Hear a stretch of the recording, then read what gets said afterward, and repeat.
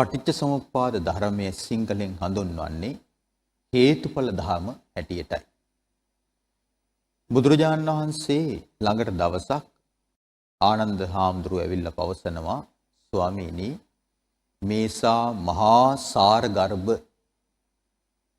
පටිච්ච සමුප්පාද ධර්මය මට නම් හිතෙන්නේ හරි සරලයි කියලයි. එතකොට භාග්‍යතුන් වහන්සේ ආනන්ද හාමුදුරන්ට පවසනවා, මා හේවං ආනන්ද අවච, මා හේවං ආනන්ද අවච, ආනන්ද ওই විදිහට කියන්න එපා, ආනන්ද ඔය කියන්න එපා, පටිච්ච සමුප්පාදේ සරලයි කියලා. ආනන්ද මේ පටිච්ච සමුප්පාදය අවබෝධ කරගන්න බැරිවීම නිසා මේ සත්වයන් හරියට අවුල් වෙච්ච නූල් බෝලයක් වගේ සංසාරයේ විවිධ උපත් ලැබමින් භවෙන් භවයට යනවා. හැබැයි අවබෝධයක් නැහැ තමන් සසරට වැටලා ඉන්න බව. පින්නතුනි, අපි බණ අහන්නේ දැන් සෑහෙන කාලයක ඉඳලා. අපේ වයස් මට්ටම් ගත්තට පස්සේ අපි මේ වෙනකොට බණ වාර සෑහෙන ප්‍රමාණයක් ශ්‍රවණය කරලා ඇති. ඒ ශ්‍රවණය කරන ධර්මයේදී අපි විශේෂයෙන් මෙවැනි ධර්ම කතාවක් අහලා ඇති. ඒ තමයි සංසාර චක්‍රය කියන වචනය. එහෙම නැත්නම් භව චක්‍රය කියන වචනය. අද අපි කතා කරන්නේ අන්න ඒ සංසාර චක්‍රය, භව චක්‍රය කියන කාරණය ගැන. බලන්න, චක්‍රය කියලා කියන්නේ රවුමක්. රවුමක පටන් ගත්ත තැනක් තියෙනවද? නැහැ. අවසානයක් තියෙනවද? නැහැ. මේ රවුමේ අසවල් තැන තමයි ආරම්භය, අසවල් තැන තමයි අවසානය කියලා පනවන්නට පුළුවන් කමක් ඇත්තේ නැහැ. ඇයි ඒ? කොහෙන් ගත්තත් රවුමක ආරම්භය මෙතන, අවසානය මෙතන කියලා පනවන්නට ලක්ෂයක් තියාගත්තට එහෙම හරියටම කියන්න පුළුවන් කමක් නැහැ. භව ගමනත් එහිමයි. භාග්‍යතුන් වහන්සේ සම්බුද්ධත්වයට පෙර ගයාවේ ඇසතු රුක්සෙවණේ චතුරංග සමන්නාගත වීරිය උපදවා වැඩ වාසය කරනකොට, වැඩ ඉන්නකොට උන්වහන්සේ රාත්‍රී ප්‍රථම යාමයේ සතරවන ධ්‍යානයේ දක්වාම ආනාපාන සති භාවනාවෙන් සිත දියුණු කරලා අතීත ජීවිත දකින ඥානය වන පුබ්බේ නිවාසානුස්සති ඥාණයට සිහිය නුවණ යොමු කළා. උන්වහන්සේ තමන් වහන්සේගේ අතීත ජීවිත ආපස්සට බලන්න ගත්තා. ජීවිත 1යි 2යි 3යි 4යි 5යි 10යි 50යි 100යි 500යි 1000යි දසදහසයි ලක්ෂයයි දසලක්ෂයයි කෝටියයි ප්‍රකෝටි ගණන් කල්ප ගණන් බැලුවා ආපස්සට. කල්ප ගණන් මේ විදිහට බුදුරජාණන් වහන්සේ ඈත අතීතයට සිහිය යොමු කරද්දී උන්වහන්සේ අවබෝධ කරගන්නවා, අනමතග්ගෝ යං සංසාරෝ උබ්බා කෝටින පඤ්ඤායති. ආරම්භයක් නැති, අවසානයක් නොපෙනෙන මේ සංසාරයේට අසවල් දවසේ පටන් ගත්තේ කියලා පැනවීමක් කරන්න බෑ කියනවා. ඒ තරම්ම පැරණි සංසාර ගමනක් තමයි මේ ලෝක සත්‍යයන් පැමිණෙන්නේ කියලා බුදුරජාණන් වහන්සේ බුදු නුවණින් අවබෝධ කරගත්තා. එහෙනම් පින්වත්නි, මේ ආරම්භයක් නැති, අවසානයක් නොපෙනෙන භව ගමනකට වැටිච්ච සත්වයන්ට අර චක්‍රය ඇතුලේ තමයි පිහිටන්න තියෙන්නේ. ඒතර භව චක්‍රය, සංසාර චක්‍රය තුල ඉන්න සත්වයන්ට මුණ ගැහෙන්නේ මොනවද? නැවත නැවතත් මුණ ගැහෙනවා ඉපදීම. නැවත නැවතත් මුණ ගැහෙනවා වයසට යාම. නැවත නැවතත් මුණ ගැහෙනවා ලෙඩවීම. නැවත නැවතත් මුණ ගැහෙනවා මරණය. නැවත නැවතත් මුණ ගැහෙනවා හැඬීම, වැළපීම, කායික දුක්, මානසික දුක්, සුසුම් හෙලීම් කියන මේ දුකටම වැටිලා දුක ඔස්සේම කැරකි කැරකි භව චක්‍රයට, සංසාර චක්‍රයේ සත්වයන් අහු වෙලා ඉන්නවා. කලින් කලට ලෝකේ ධර්මතාවයක් හැටියට මේ භව චක්‍රය සංසාර චක්‍රය මේ පුපුරවා හරින්න මේ භව චක්‍රයේ සිඳ බිඳ දමන්නට උතුමන් වහන්සේලා පිරිසක් පහළ වෙනවා. ඒ භව චක්‍රයේ සිඳ බිඳ දමන භව චක්‍රයේ සුණු විසුණු කරන ඒ උතුමන් වහන්සේලාට තමයි කියන්නේ සම්මා සම්බුදුරජාණන් වහන්සේලා කියලා. එතකොට අතීත බුදුරජාණන් වහන්සේලා වන විපස්සී වෙස්සබූ කකුසඳ කොණාගමන කාශ්‍යප කියන ඒ සය බුදුරජාණන් වහන්සේලාත් අපි සරණ ගියේ ගෞතම සම්මා සම්බුදුරජාණන් වහන්සේ මේ සිඳලා බිඳලා දැම්මේ මෙන්න මේ භව චක්‍රය. මෙන්න මේ සංසාර චක්‍රය. භව චක්‍රයට වැටිච්ච කෙනාට Taman භව චක්‍රයකට වැටලා ඉන්න බව තේරුමක් නැහැ.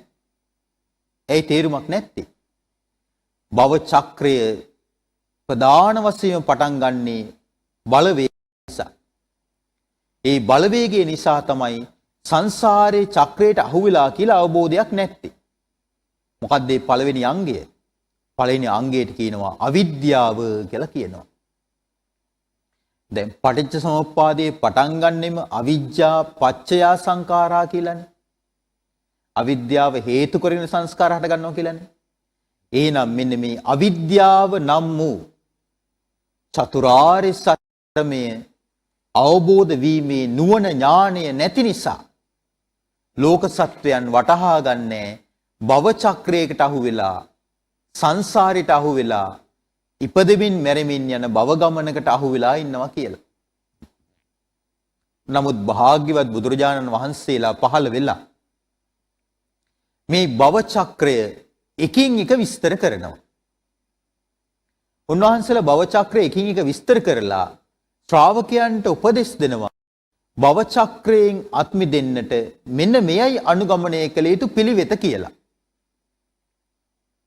එතකොට පටිච්ච සමුප්පාදයේ අවිජ්ජා පත්‍ය සංඛාරා කියලා පටන් ගත්තට පටිච්ච සමුප්පාද දුකෙන් අත් මිදීම ආරම්භ වෙන්නේ අවිජ්ජා පත්‍ය සංඛාර කියන තැන ඉඳලා නෙමෙයි.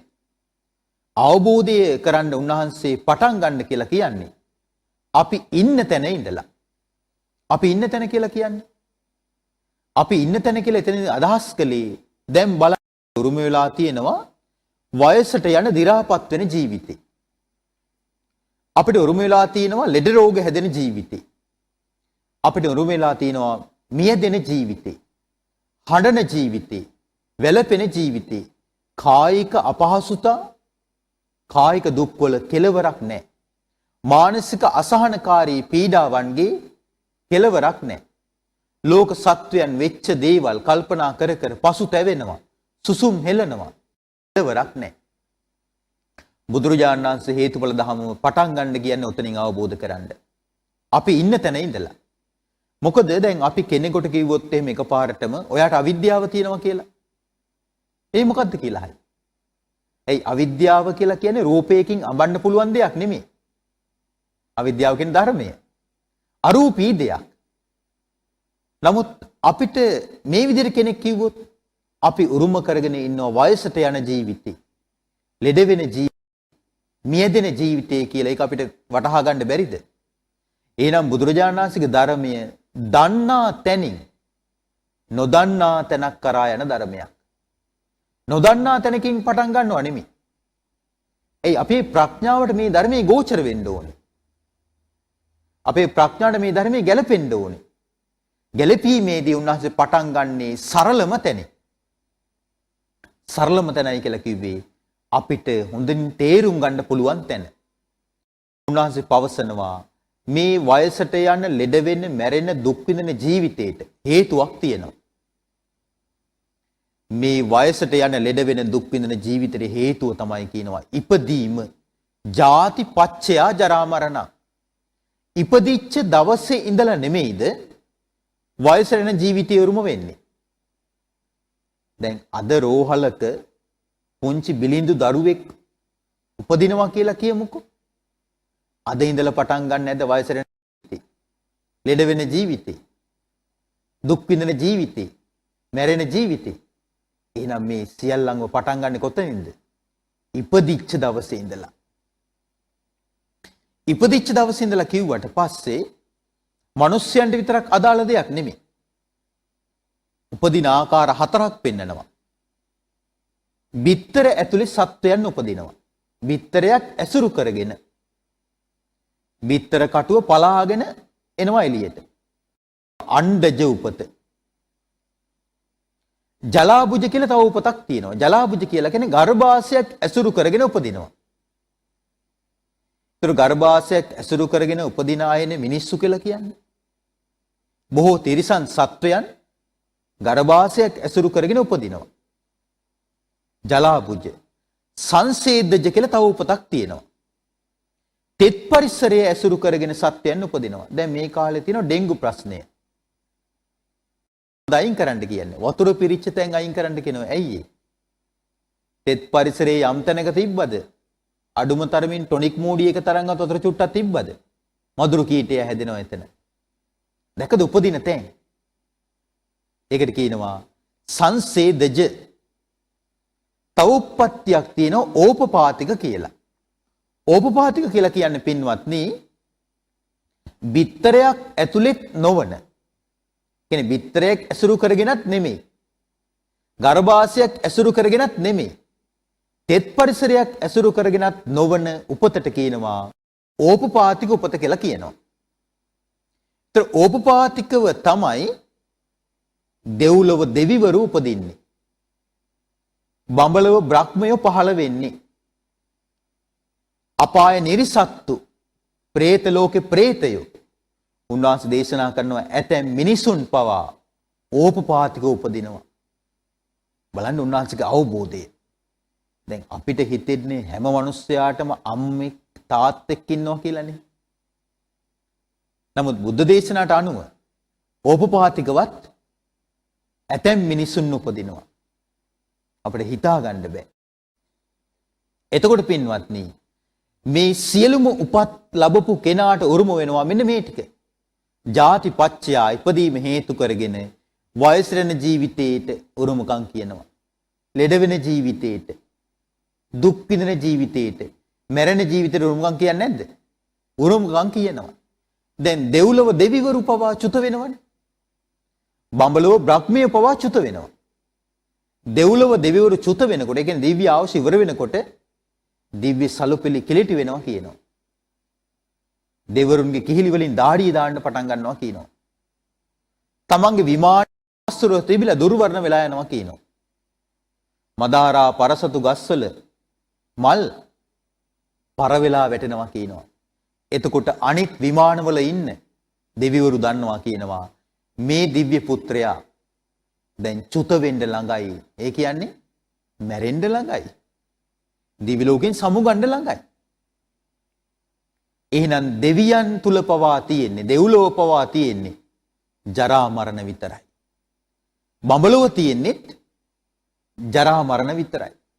එහෙනම් සදාකාලික ලෝකයක්, සදාකාලික ස්වර්ගයක් කිසි තැනක තියෙන්න පුළුවන්ද? කිසි තැනක තියෙන්න පුළුවන් කමක් නැහැ. උපදීම යම් තැනක තියෙනවා නම් ඒ ඉපදීමත් එක්කම ජරා මරණ තියෙනවාමයි. ඉපදීමත් සමගම අජර අමර කියලා ස්වභාවයක් ඇත්තේ නැහැ. බුදුරජාණන් වහන්සේ විස්තර කරනවා ඉපදීමටත් හේතුවක් තියෙනවා. ඒක අවබෝධ කරගන්න ඕන කියනවා. ඉපදීමට හේතුව තමයි කියනවා භවය. භවය කියලා කියන්නේ පින්වත්නි මේ සත්වයන්ගේ ජීවිත අභ්‍යන්තරයේ කර්ම සකස් වෙනවා. විපාක විඳින්න. කොහොමද කර්ම සකස් වෙන්නේ? හිතින් හිතනකොට කර්ම සකස් වෙනවා. වචන කතා කරනකොට කර්ම සකස් වෙනවා. කයින් ක්‍රියා කරනකොට කර්ම සකස් වෙනවා. ඒ රැස් වෙන කර්මයට අනුව ගිහිල්ලා උපදිනවා. බුදුරජාණන් වහන්සේ විස්තර කරනවා මේ කර්මය හරියට මේ බීජ පැලවෙන පොළොව වගේ කියනවා. කම්මං කෙත්තා. කර්මය හරියට කොයි වගේද? පොළොව වගේ කියනවා. කර්මයේ නැමැති පොළොවේ තමයි විඥාණය කියන බීජය පැලවෙන්නේ. එතකොට යම් කෙනෙක් නිරේ ඉපදුනොත් එහෙම එයා කර්මානුරූපව නිරේ උපදින්නේ. විඥානයේ කියන බීජේ පෙළවෙනවා නිරයේ. එතකොට යා නිරිසතා. යම් කෙනෙක් කර්මානුරූපව උපදිනවා තිරිසං අපායේ. තිරිසං අපායේ මෙයා උපදිනකොට මෙයාගේ විඥානයේ පෙළවෙනවා තිරිසන් ලෝකය ඇසුරු කරගෙන. එයාට කියනවා තිරිසනා. තිරිසන් සත්වයා කියලා කියනවා.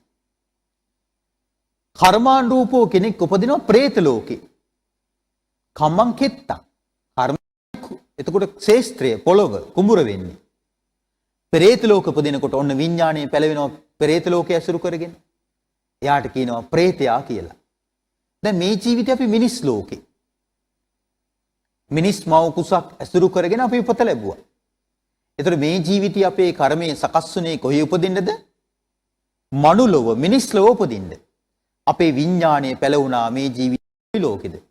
මිනිස් ලෝකෙ. දැන් අපිට කියනවා මිනිස්සු කියලා කියනවා. කෙනෙක් පින් කරලා දන් දීලා සිල් රැකලා දෙවියන් අතර උපදිනවා.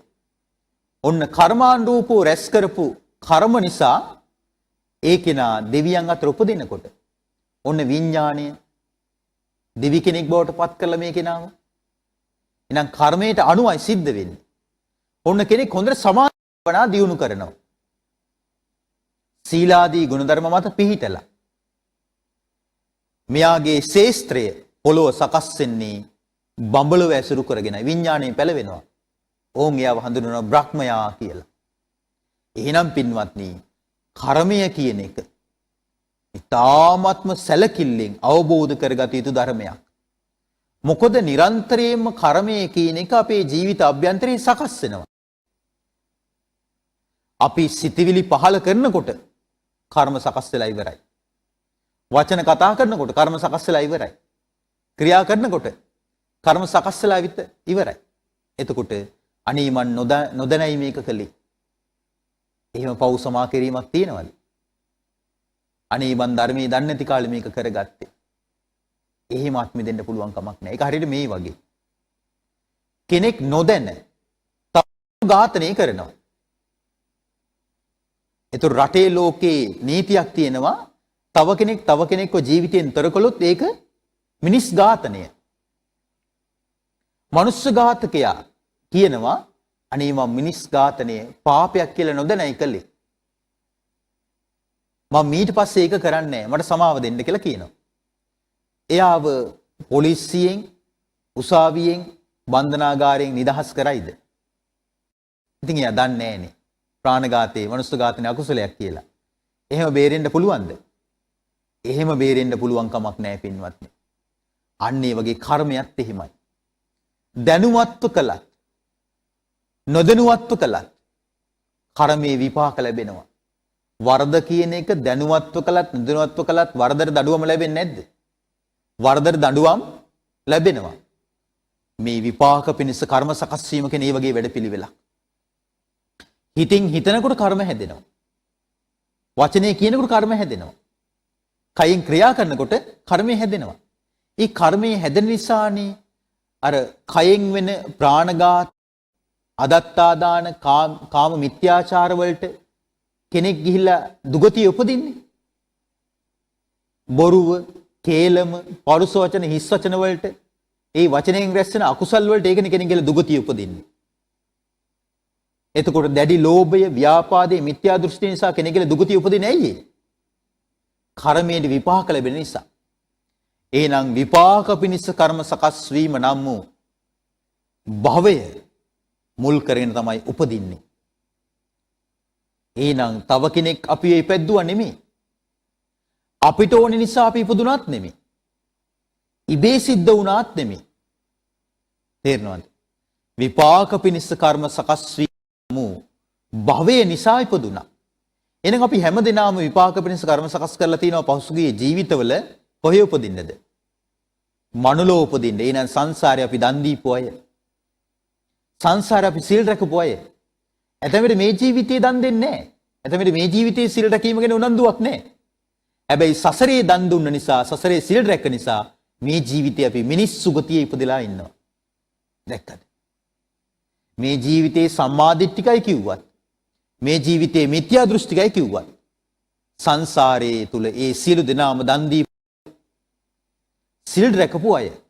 ඒක නිසා සුගතිය ඉපදුනා. ඒතර බලන්න මේ බුදුරජාණන් වහන්සේගේ සම්බුදු විග්‍රහය ඕනම ආගමක ඕනම ජාතියක ඕනම රටක කෙනෙකුට තේරෙන භාෂාවෙන් කියලා දුන්නොත් අවබෝධ කරගන්න බැහැයි කියලා හිතනවද? බුද්ධිය සහ ස්වාධීනව හිතන්න පුළුවන් හැකියාව විතරයි ඕනේ.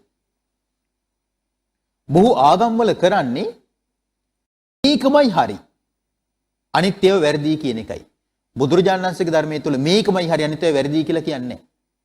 මෙන්න හේතුව මෙන්න හේතුවට ඵලය. උන්වහන්සේ දේශනා කරන්නේ ඒකනේ. ඉති ඉමස්මින් සති ඉදං හෝති. ඉමස්ස උප්පාදා ඉදං උප්පජ්ජති. මේ ඇතිකල්හි මේ වෙයි. මේ උපදිනකොට මේ උපදී. ඉමස්මින් අසති ඉදන්න හෝති. ඉමස්ස නිරුද්ධ නිරුද්ධති. මේ නැතිකල්හි මේ නැත. මේ නිරුද්ධ වෙනකොට මේක නිරුද්ධ වෙයි. මොකද්ද මේ කියලා කියන්නේ? හේතුඵල ධර්මයේ තියෙන මේ කොටස් ටික. දැන් අපි ඉස්සෙල්ලා කතා කරේ භවයනේ. භවයේ තියෙනකොට ඉපදීම ඇත. භවයේ උපදිනකොට ඉපදීම උපදී. භවයේ නැතිකොට ඉපදීමක්ද නැත. භවයේ නිරුද්ධ වුණ කල්හි ඉපදීම නිරුද්ධ වේ. ඔය ක්‍රමයට බලන්න ඕන පටිච්චසමුපාදයේ බුදුරජාණන් වහන්සේ දේශනා කරනවා. ඊට පස්සේ බලන්න කියනවා මේ විපාක පිණිස කර්ම සකස් වීම නම් වූ භවයටත් හේතුවක් තියෙනවා. බලන්න උන්වහන්සේ එකෙන් එක ලෙහෙන ක්‍රමේ. භවයට හේතුව තමයි කියන උපාදාන. මොකද්ද උපාදාන කියලා කියන්නේ? ග්‍රහණය වීම. අපි ග්‍රහණය වෙන ප්‍රධාන කාරණා හතරක් තියෙනවා. කාම උපාදාන, ditthi උපාදාන, සීලබ්බත උපාදාන, අත්වාද උපාදාන. කාම උපාදාන කියලා කියන්නේ බලන්න මනුස්ස ලෝකයේ මිනිසුන් වන අපි දැන් මේ ජීවිතේ අපි ආස කරන්නේ, ඇලුම් කරන්නේ, තමන්ගේ කියලා බැඳිලා ඉන්නේ. ඇහෙන් දැකපු දේවල් වලට නේද? කනෙන් අහපු දේවල් වලට නේද? නාසයෙන් ආග්‍රහණය කරපු දේවල් වලට. දිවෙන් රස විඳපු දේවල් වලට. කයෙන් පහස ලැබපු දේවල් වලට. මේවට කියනවා කාමය, කාම ගුණ කියලා කියනවා. එහෙනම් මේ කාමයන්ට හිත හිර වෙනවා ගිහිල්ලා. ඊට පස්සේ එයාගේ ලෝකේ කාමයේ විතරයි තියෙන්නේ. එයා පතන්නෙත් කාමයේ විතරයි. අපි හිතමුකෝ මේ ජීවිතේ ආයුෂ තියෙන තාක්කල් ගෙවලා ධර්මාබෝධයක් නොලබා යලි උපතක් කරා යන්නට යාට අවස්ථාව ලැබෙනවනේ. එයා කියන්නේ ආයිමත් නුඹලාම මගේ දරුවෝ වෙන්න ඕනේ. මං නුඹලාගේම වෙන්න ඕනේ. ඔයා මගේ වෙන්න ඕනේ. මං ඔයාගේ වෙන්න ඕනේ. මීට වඩා හොඳ ගෙවල්, මීට වඩා හොඳ මීට වඩා හොඳ සමාජ තත්ත්වය පතන්නේ නැද්ද? පතලා තියෙන්නේම මොනවද? නිවනද කාමයේද? කාමයේ. ඇයි ඒ කාමයේ පතන්නේ? කාමයේ පිළිබඳව අවබෝධයක් නැහැ. කාමයේ නැසිලා වෙනසිලා යනවා කියන එක අවබෝධ නොවීම නිසා ආයිමත් කාමයේ පතනවා. ඒ කාමයේ පතන්නේ ඒ තුලින් කාම ආස්වාදයක් තියෙනවා. වෙලා ඉන්නවා. ඒකට කියනවා කාම උපාදාන කියලා කියනවා. ditthi උපාදාන. ditthi උපාදාන කියලා කියන්නේ එක එක නොයෙකුත් මතිමතාන්තර වලට, අදහස් වලට, දෘෂ්ටි වලට, ප්‍රතිපත්ති වලට බැඳිලා ඉන්නවා, හිර වෙලා ඉන්නවා. ලෝකේ බොහෝ දෙනෙක් අහුවෙලා ඉන්න මතවාද දෙකක් තියෙනවා. එකක් තමයි ලෝකේ සදාකාලිකයි. මතේ සදාකාලිකත්වයක් ඇත. ඕක දෘෂ්ටියක් නිසා සත්‍ය නෙමෙයි, යථාර්ථය නෙමෙයි. තව පිරිසක් ඉන්නවා මරණින් මත්තේ සියල්ල අහවරයි. ඉන්නකම් කාලා බීලා විනෝද වෙලා හිටියාම ඇති. අද ඔය අදහසට ගොඩක් අය ඉන්නවා. විශේෂයෙන්ම දේශපාලනයට සම්බන්ධ අය. ඇයි මේ අයගේ ක්‍රියාකලාපයේ හැසිරීම දැක්කට පස්සේ පරලොවක් කියලාද මේගොල්ලෝ ජීවත් වෙන්නේ? විපාක ලැබෙයි කියලාද ජීවත් වෙන්නේ නැහැ. ඉන්නකම් මොනවා හරි කරලා ඉන්න ඕනේ. බරපතල්නේ. මේවා ලෝකයේ තියෙන මතවාද, උච්ඡේද දෘෂ්ටියත්, සාස්වත දෘෂ්ටියත්. මේවට හිර වෙනවා. ඒ මතවාද වලට හිර වුණාට පස්සේ තව කෙනෙක් කොච්චර යථාර්ථවාදීව මේක පැහැදිලි කරන්න හැදුවත් ඒක පිළිගන්නට කැමති නැහැ. ඇයි අර ස්වාධීනත්වේ නැහැ. හිර වෙලා තියෙන්නේ. හිරේ දාපු කෙනෙක් තුළ ස්වාධීනත්වයක් තියෙනවද? නැහැ. ඒ හිරේ දාන්න යම් කෙනෙක්ද මුල්ුනේ ඒ අයට අනුව නෙමෙයිද කටයුතු කරන්නේ. මේ මතවාද වලට හිර වුණාමත් එහෙමයි. ඒ මතවාදයට කොටු වෙලා හිර වෙලා කටයුතු කරනවා. ස්වාධීනව හිතන්නට පුළුවන් කමක් නැහැ. බුදුරජාණන් වහන්සේ දේශනා කරන තවත් උපාදානයක් තියෙනවා. සීලබ්බත උපාදාන. සීලබ්බත උපාදාන කියලා කියන්නේ පාරිශුද්ධත්වයේ අපේක්ෂාවෙන් නොයෙකුත් ආගමික ක්‍රියා ආගමික ව්‍රත අනුගමනය කරනවා. දැන් මේ බුද්ධ දේශනාවේ තියෙන සංඝාරව කියලා බ්‍රාහ්මණයෙක් උදේ පාන්දර ගිහිලා සීතලේ කිමි දෙනවා. හොද ගන්නවා. ආයි හවස ගිහිල්ලත් හොද ගන්නවා. දවසක් ආනන්ද හාමුදුරුව අහනවා බමුණ මොකද මේ දවසට දෙපාරක් මෙහෙම මේ කිමි දෙන්නේ? ස්වාමීනි මම මෙහෙම ජලයේ හේතුවක් නිසා මම මේ පව් සෝදනවා. කොහොමද පව් සෝදන්නේ? උදේ ඉඳලා රැස් වෙච්ච පව් හවසට හොදනවා. හවස ඉඳලා රෑ වෙනකන් රැස් වෙච්ච පව් උදේට හොදනවා. දවසට දෙපාරක් පව් හොදනවා කිව්වා. මේ සිද්ධියම දවසක් දැක්කා බුදුරජාණන් වහන්සේ සරණ ගියේ ඒ කාලේ හිටපු දුප්පත් ගෑනු ළමයෙක්. පුන්නා කියලා 16ක්. දැන් මේ බමුණා මේ විදිහට උදේ හවස දියට බහිනකොට වස්ගෙන යන්න කලෙත් අරගෙන ආවර පුන්නා 16. ඇවිල්ලා අහනවා බ්‍රාහ්මණය මේ මොකද මේ උදේ හවස කිවිඳෙන්නේ? ඊට දැන් මෙයත් කලින් බමුණු දහම පිළිගත්ත කෙනෙක් පුන්නා. උඹ නොදැනමයි නේ අහන්නේ. අනේ කියලා කිව්වා. නෑ මට කිව්වනේ. මම පව් සෝදනවා කියලා උඹට තේරෙන්නේ නැද්ද? කොහොමද පව් සෝදන්නේ? උදේ ඉඳලා කරන පව් හවසට හොදනවා, හවස ඉඳලා රෑ වෙනකම් කරන පව් පහුදා උදේට හොදනවා. එතකොට මේ පුන්නා 16 මේ ජලයේ ඉන්න කැස් බෑවෝ, මාළු, අනිත් සත්තු පව් හොදගත්ත ගමන් ඉන්නේ. ඉතින් ඒ අයනේ ඔබට කලින් එන ස්වර්ගස්ත වෙන්න ඕනේ. මේ බමුණා මේක අවබෝධ කරගන්නවා. බලන්න. මතවාද නොයෙකුත් සීල ව්‍රත වලට අහු වුණාට පස්සේ තමන්වත් දන්නේ නැහැ තමන් කරන්නේ මොකද්ද කියලා. නේ? සමහර ආගමික දර්ශන තුල වද හිංසන නැද්ද? තමන්වත් පීඩාවටපත් වෙනවා. අන් අයත් පීඩාවටපත් වෙනවා. කුණු ඉන්දියාවේ ඔය හරියට තියෙනවා. දැන් අර තිරුපති දේවාලයේ එතන දෙවියෙක් පෙන්වන්නෙත් නැහැ. දෙවියන්ගේ කරත්තේ විතරයි පෙන්වන්නේ. දවස් ගණන් ඉන්නවා පොලිමේ. අවුව වැස්ස ප්‍රශ්නයක් නැහැ. අපේ ඇතැම් බෞද්ධයොත් ගිහිල්ලා ඒ පොලිමේම ඉන්නවා. ඇයි ඒ? දේව ආශිර්වාද ලබා ගන්න. ඒක නිසා පින්වත්නි මේ ඔක්කොම පාරිශුද්ධත්වයේ පිණිසයි කියලා තියෙන මිත්‍යා ක්‍රමවේද. මේවට කියනවා සීලබ්බත උපාදාන කියලා කියනවා. තව උපාදානයක් තියෙනවා අත්වාද උපාදාන. ඒක නම් වටහා ගන්න පුළුවන්. මගේ කියන අදහසට බැඳිලා නැද්ද? මේවා මගේ දේවල්. මේ මම මේවා මට ඕන විදිහට තියෙන්න ඕන කියලා එහෙම එකක් තියෙනව නේද? රහතන් වහන්සේලා ඇරුණකොට සියලු දෙනාට මොක තියෙනවා? අත්වාද උපාදානෙ. ඒතරේ මගේ කියන අදහස, මමය කියන අදහස, මට ඕන විදිහට පවතින ඕන කියන අදහස යථාර්ථයක් නෙවෙයි. ඒක මුසාවක්. ඒ මුසාවාදයට රැවටීම නිසා තමයි ලෝක සත්වයන් සංසාරයෙන් එතර නොවන්නේ. එතකොට මේ උපාදානයන්ට අහුවීම නිසා ඒ තුලම කටයුතු කිරීම නිසා විපාක පිණිස කර්ම හැදෙනවා. විපාක පිණිස කර්ම හැදීම නිසා උපදිනවා. ඉපදීම නිසා ජරා මරණ වලටපත් වෙනවා.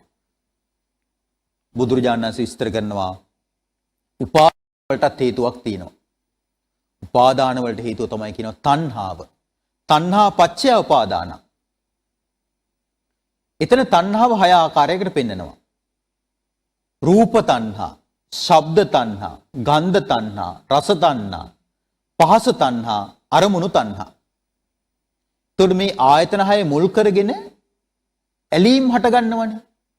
උන්වහන්සේ දේශනා කරනවා ඒ ඇලෙන දෙයට තමයි කියන උපාදාන වෙලා යන්නේ. තණ්හා පච්චය උපාදාන එකයි. එහෙනම් මේ අමුතු දෙයකට ඇලෙනව නෙමෙයි. මේ ආයතන 6 ඔස්සේම ගන්න දෙයකට තමයි ආස කරන්නේ. දැන් බලන්න අපි යම් දවසක ආස කරා නම් එක්ක ඇහින් දැක්ක දෙයක්, කනින් අහපු දෙයක්, නාසයෙන් ආග්‍රහණය කරපු දෙයක්, දිවෙන් රස විඳපු දෙයක්, කයෙන් පහස ලැබපු දෙයක්. ඒකමනේ මේ ධර්මණක් බවට පත් වෙන්නේ. එහෙනම් කවදාවත් ඇහෙන් නොදැක්ක, කනෙන් නොඅසපු, නාසයෙන් ආග්‍රහණය නොකරපු, දිවෙන් රස නොවිඳපු නේද? කයෙන් පහස නොලබ ආසාව ඇති වෙනවද? ආසාව ඇති වෙන්නේ නැහැ. එහෙනම් බුදුරජාණන් වහන්සේගේ ධර්මයේ තුල කතා කරනවා ආසාව නම් වූ තණ්හාව නිසා තමයි බැඳිලා යන්නේ. ඒ තණ්හාව හටගන්නේ හේතුවක් නිසා. තණ්හාව හට ගැනීමට හේතුව තමයි කියන විඳීම. වින්දනයක් තියෙනවා. වින්දනීය තියෙන දෙයට නේද ඇලුම් කරන්නේ.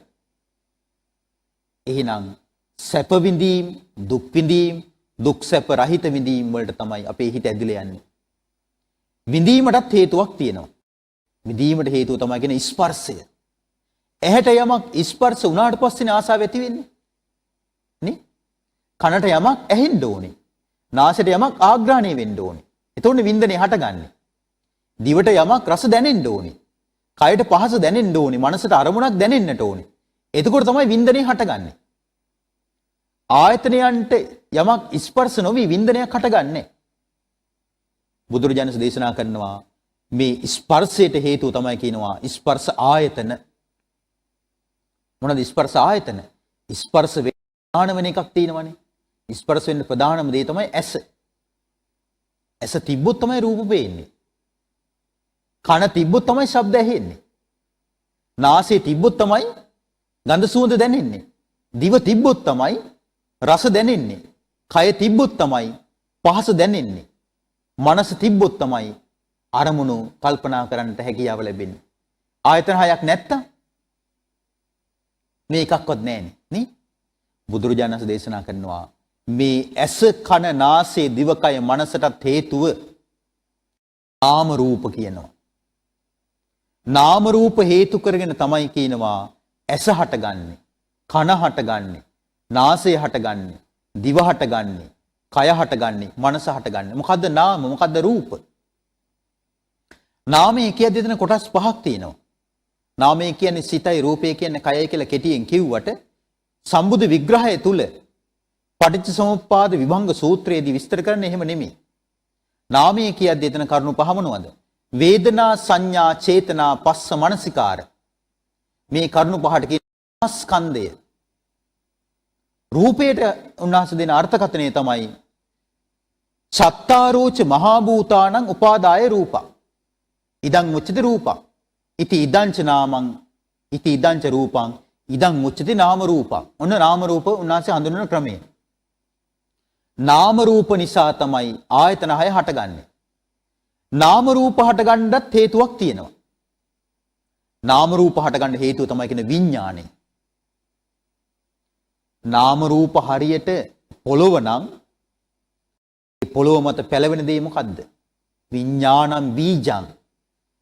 විඥාණය වගේ පැලවෙන දේ. එහෙනම් විඥාණය හටගත්තොත් හටගන්නේම නාම රූප තියෙන තැනකමයි. එහෙනම් ඇහි නාම රූප තියෙන නිසා ඇහි විඥාණය හට ගන්නවා. කන තුල නාම රූප තියෙන නිසා කනේ විඥාණය හට ගන්නවා. නාසය තුල නාම රූප තියෙන නිසා නාසයේ විඥාණය හට ගන්නවා. දිව තුල නාම රූප තියෙන නිසා දිවේ විඥාණය හට ගන්නවා. කය තුල නාම රූප තියෙන නිසා කයේ විඥාණය හට ගන්නවා. මනස තුල නාම රූප තියෙන නිසා මනසේ විඥාණය හට ගන්නවා. ඒවට කියනවා ඇසේ විඥාණය, කනේ විඥාණය, නාසයේ විඥාණය, දිවේ විඥාණය, කයේ විඥාණය, මනසේ විඥාණය. විඥාණයට හේතුව තමයි කියනවා සංඛාර. සංඛාර කියනකොට ඒ වචනේ තියෙන විග්‍රහයන් කීපයක්. එකම වචනය උනාට විස්තර කරන ක්‍රම වෙනස්. හේතුඵල ධහම තුල සංඛාර කියන එක හඳුන්වන්නේ කාය සංඛාරෝ, වචී සංඛාරෝ, චිත්ත සංඛාරෝ කියන වචන තුනේ. කාය සංඛාර කියලා කියන්නේ කය හා බැඳී පවතින නිසා. කාය පටිබද්ධ කියලා එකට කියනවා. වචී සංඛාර කියලා කියන්නේ වචනය හා බැඳී පවතින නිසා. වචී පටිබද්ධ කියලා කියනවා. චිත්ත සංඛාර කියලා කියන්නේ සිත හා බැඳී පවතින නිසා. ඒකට චිත්ත පටිබද්ධ කියලා කියනවා. මොකද්ද කය හා බැඳී පවතින්නේ? ආස්වාස ප්‍රස්වාස. ඔන්න කාය සංකාර. දැන් මේ ජීවිතයත් එක්ක පවතිනෝනේ ආස්වාස ප්‍රස්වාස. මේ ජීවිතයක් නිකම් පවතිනව නෙමෙයි. හේතු සහිතවයි මේ ජීවිතේ පවතින්නේ. ආස්වාස ප්‍රස්වාස නිසා මේ ජීවිතේ පවතිනවා. චිත්ත සංකාර කියලා කියන්නේ අපි වචන කතා කරලා මේ වචනයක් එළියට දාන්න කලින් මේ ජීවිත අභ්‍යන්තරයේ වචන හැදෙනවා. ඕනම වේගකින් කියන්නේ විනාඩියකට වචන 1000ක් කතා කළත් ඒ වචන හැදිලා තමයි එළියට එන්නේ. කොහොමද වචන හැදිලා එළියට එන්නේ? මේ චිත්ත අභ්‍යන්තරයේ තියෙනවා විතක්ක ਵਿਚාර කියලා ස්වභාවයක්. හිතලා ආයි හිතලා තමයි එළියට දාන්නේ. තේරෙනවද? දැන් දරුවෝයි අම්මයි රණ්ඩු වෙනවා කියලා කියමුකෝ. තාත්තා ටිකක් වසයි. දැන් අම්මා මොකද කරන්නේ? දරුවන්ට බැනගෙන යනවා. දරුවොත් අම්මට බැනගෙන යනවා. වේගින් යනවා දැන් වචන. තාත්තරෙන් හෝන් ගහගෙන කාර් එක ඇවිල්ලා ගෙදර නතර කරා විතරයි. අභ්‍යන්තරයට දෙනවා පණිවිඩයක් තාත්තා වා කියලා. ඒතර මොකද වෙන්නේ වචන? එහෙම පාලනය වෙලා අම්මත් වාඩි වෙනවා පැත්තක. දරුවෝ කාමර වලට යනවා. දැක්කද? විතක්ක ਵਿਚාර වලින් හසුරවන්නේ. වචනේ හසුරවන ක්‍රමය. ඒතර තාත්තාවට පස්සේ අර වචන කතා කරන පිළිවිල වෙනස්. පුතේ කියලා ආදරෙන් කතා කරනවා. තාත්තා මේ වගක්වත් දන්නේ නැහැ. අම්මේ කියලා කතා කරනවා. දරුවෝ තමන්ගේ අම්මට නේ විතක්ක ਵਿਚාර වචන හැදෙනවා ඇතුලේ. සංඛාර නිසා තමයි විඥානය. ඒ වගේම මේ චිත්ත සංඛාර කියලා කියන්නේ සංඥා වේදනා. හිතේ ක්‍රියාකාරීත්වයන් දෙකක් තියෙනවා. හිතෙන් එකක් තමයි හඳුන ගන්නවා. ඕනම දෙයක් අඳුන ගන්නවා. ඒ වගේම දැන ගන්නවා. හඳුන ගන්න දේ දැන ගන්නවා. ඒක වෙන්නේ චිත්ත සංඛාරය නිසා. මේ සංඛාරයට හේතුව තමයි කියනවා අවිද්‍යාව. මොකක්ද අවිද්‍යාව? අපි මුලින්ම කතා කළ අවිද්‍යාව. දුක නම් වූ ආර්ය සත්‍ය පිළිබඳව අවබෝධයක් නැහැ. දුක හට ගැනීම නම් වූ ආර්ය සත්‍ය පිළිබඳව අවබෝධයක් නැහැ. දුක්ඛ නිරෝධ ආර්ය සත්‍ය පිළිබඳව අවබෝධයක් නැහැ. දුක නිරුද්ධ වීමේ මාර්ගය ගැන අවබෝධයක් නැහැ. චතුරාර්ය සත්‍ය ගැන අවබෝධයක් නැති නිසා සංඛාර හට ගන්නවා. ඒකට කියනවා අවිජ්ජා පත්‍ය සංඛාරා. සංස්කාර නිසා විඥාණය හට ගන්නවා. එතනilla ඔක්කොම අවිද්‍යාවෙන් යන දේවල්. ඒ අවිද්‍යාවෙන් පටන් ගන්නෙ. අවිද්‍යාව නිසා සංස්කාර, සංස්කාර නිසා විඥාන, විඥාන නිසා නාම රූප, නාම රූප නිසා ආයතන 6, ආයතන 6 නිසා ස්පර්ශය, ස්පර්ශය නිසා විඳීම්, විඳීම් නිසා තණ්හාව, තණ්හාව නිසා උපාදාන, උපාදාන නිසා භවය, භවය නිසා ඉපදීම, ඉපදීම නිසා ජරා මරණ ශෝක වැළපීම්, දුක් දුම්නස් සුසුම් හෙලීම් සියල්ල හට අරගෙන මොකද්ද හටගන්නේ? ඒව මේ තස්ස කේවලස්ස දුක්ඛක්ඛන්දස්ස සමුදයෝ. එහෙනම් සාමාන්‍ය දෙයක් හට අරගෙන නැති වෙනව නෙමෙයි. දුක්ඛ ස්කන්ධයක් හට ගන්නවා. මේක නිරුද්ධ වෙලා යන්න නම් අර ආරම්භ වෙච්ච පීවරක් තියෙනවනේ. ඒ පිළිවෙලට මේක නිරුද්ධ වෙලා යන විදිහට කල්පනා කරන්න ඕනේ. එහෙනම් ජරා මරණ නැති වෙන්න නම් ඉපදීම නැති වෙන්න ඕනේ. ඉපදීම නැති වෙන්න නම් භවය නැති වෙන්න ඕනේ. භවය නැති වෙන්න නම් උපාදාන නැති වෙන්න ඕනේ. උපාදාන නැති වෙන්න නම් තණ්හාව නැති වෙන්න ඕනේ. තණ්හාව නැති වෙන්න නම් විඳීම නැති වෙන්න ඕනේ. විඳීම නැති වෙන්න නම් ස්පර්ශය නැති වෙන්න ඕනේ. ස්පර්ශය නැති වෙන්න නම් ආයතන 6 නැති වෙන්න ඕනේ. ආයතන 6 නැති වෙන්න නම් නාම රූප නැති වෙන්න ඕනේ. නාම රූප නැති වෙන්න නම් අවිද්‍යාව නැති වෙන්න ඕනේ. අවිද්‍යාව නැති වෙන්න නම් සංස්කාර නැති වෙන්න ඕනේ. මේ විදිහට මේ ආකාරයට බුදුරජාණන් දේශනා කරනවා අවිද්‍යාව නිරුද්ධ වීමෙන් සංස්කාර නිරුද්ධ වෙනවා. ඒතර බලන්න උන්වහන්සේගේ ධර්මයේ තුල පටන් ගැම්මක් තියෙනවා. අවසානිකුත් තියෙනවා. නේ? එහෙනම් චතුරාර්ය සත්‍ය ධර්මයේ අවබෝධ නොවෙනව නෙමෙයි. අවබෝධ වෙන පිළිවෙලට අපි කල්පනා කරන්න දක්ෂ වෙන්න ඕනේ. විඥාණය නිරුද්ධ වෙන්න සංස්කාර නිරුද්ධ වෙන්න ඕනේ. සංස්කාර නිරුද්ධ වෙන්නේ අවිද්‍යාව ඉතිරි නැතුව නිරුද්ධ වෙන්න ඕනේ.